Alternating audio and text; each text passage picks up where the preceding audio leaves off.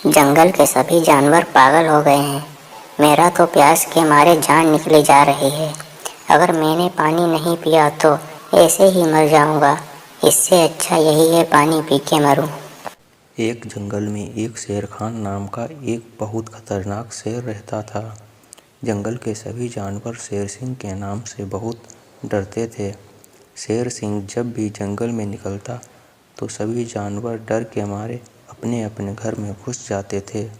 शेर सिंह को जब भी किसी जानवर को खाने का मन होता, शेर सिंह उसे खा जाते थे। शेर सिंह बच्चों और बूढ़ों तक को नहीं छोड़ते थे। सभी जानवर शेर सिंह के आतंक से बहुत बुरी तरह परेशान थे। तो वहीं दूसरी ओर शेर सिंह का मंत्री बड़े एक चीता था। वह शेर सिंह से ज़्यादा खतरनाक था।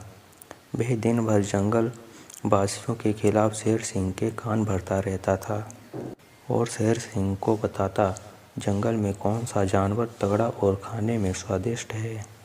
शेर सिंह अपने मंत्री पर आंख बंद करके भरोसा करता था। एक दिन की बात है, जंगल में भयानक सूखा पड़ गया। जंगल के सभी तालाब और गड्ढों का पानी सूख गया था, सिवाय एक तालाब के। शेर सिंह और उसका मंत्री बड़े उसी तालाब में पानी पी रहे थे। तब शेर सिंह के मंत्री बड़े के दिमाग में एक खुरापाती आइडिया आया।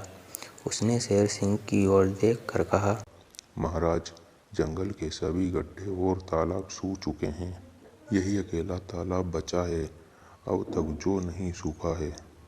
तो तुम्हारे कहने का मतलब क्या है मेरे दोस्त? मेरे कहने का मतलब यही है कि अगर जंगल के सारे जानवर इसी तालाब में पानी पीने आएंगे तो इस तालाब का भी पानी सूख जाएगा। तुम मेरे सबसे प्रिय मित्र और दोस्त हो, तुम मेरा कितना ध्यान रखते हो। इतना कहकर शेर सिंह और उसका मंत्री अपनी गुफा पर पहुंच जाते हैं और अपने मंत्री बड़े से ये ऐलान करा देते हैं कि जो कोई भी उस तालाब में पानी पीने जाएगा वह मार दिया जाएगा। शेर सिंह के इस फैसले से जानवरों में हलचल मच गई।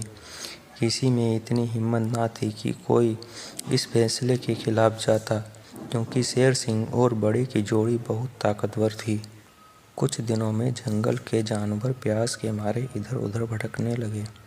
कुछ समय बाद जंगल के सभी जानवर एक सभा लगाते हैं।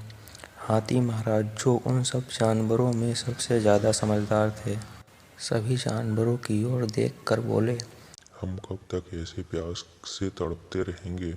कुछ दिन तक अगर यही हाल रहा तो धीरे धीरे तड़पकर मरने लगेंगे।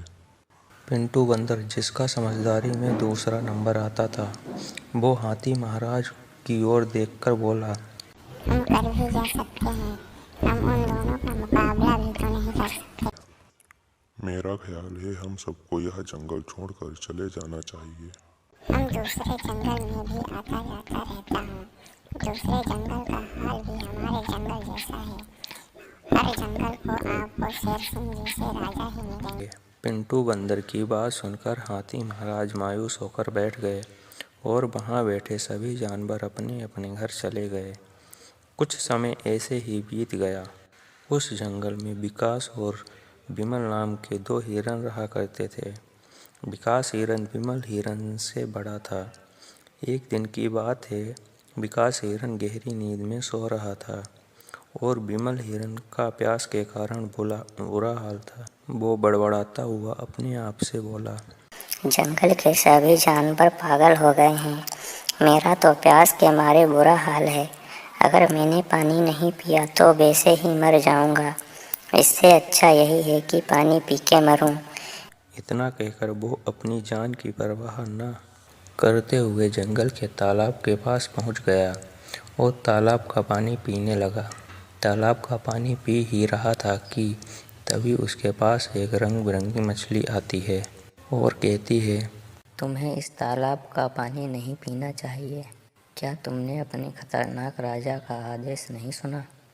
मैंने सुना है, अगर मैं पानी नहीं पीता तो प्यास के कारण वैसे ही मर जाता।